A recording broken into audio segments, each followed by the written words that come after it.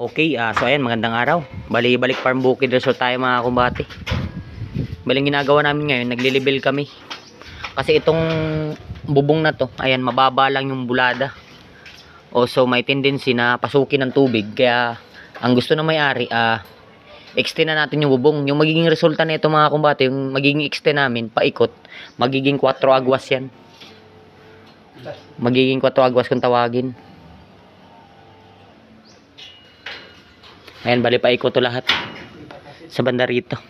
Ayan, bali yung wall dito sa baba tsaka yung bubong dun sa ibabaw, medyo pantay lang sila. Kaya ang gusto ng may-ari, extendan para iwas sa libo, hindi mabasa yung mag-ano sa loob. Kasi itong area na to mga kumbate, ihawan to dito sa Farm Bukid.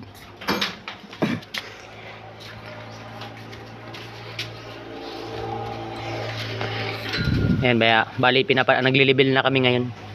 Galing dito sa may ano neto, half truss neto, sa may guard. Nagda-down lang kami ng 30 cm. Kasi Kailangan natin mag-level mga kumbate para makuha natin yung isaktong talagang pantay.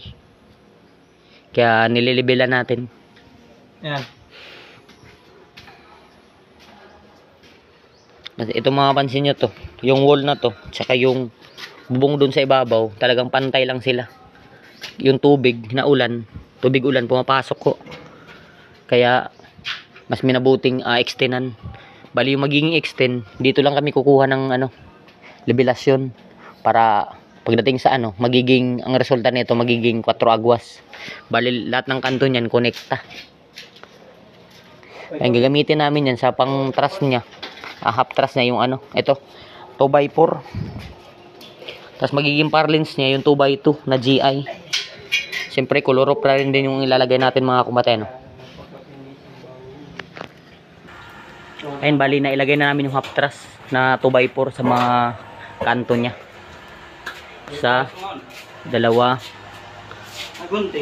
tatlo, sa ito pang 4. Tsaka namin yan nalatagan ng parlins mga kumbate para makuha natin yung saktong iswala. Para yung bulada niyan talagang masakto natin pare-parehas. Bali ito, ayan, sa ibabaw lang yung naka-spot niyan. Dito sa mga gilid saka ilalim wala pa. Para ito ma-adjust to. Kung sakaling hindi tumugma sa eskwala niya, ito ma-adjust lang natin. Ayan, ayun, gumagalaw-galaw pa.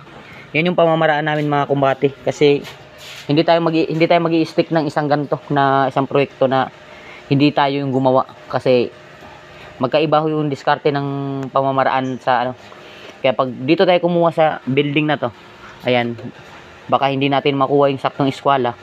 Kasi yung paglalagay ng install ng bubong mga kumbate, yung mga medyo mahirap talagang gawin, yung mga ganyan, 4 agwas. Kailangan po na pare-paras po yung bulada ng bawat pagitan ng mga ng yero.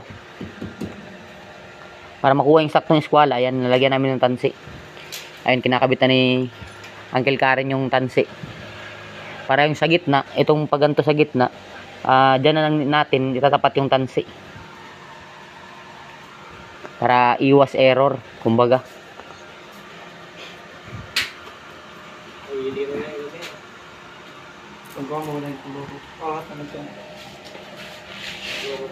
Bali yung nilagay nating half truss 2x4.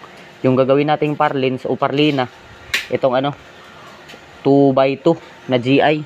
Balilat ng niyan mga kumati, GI ho lahat yan. Ayan, bali galing tayo ng Butuan City kung saan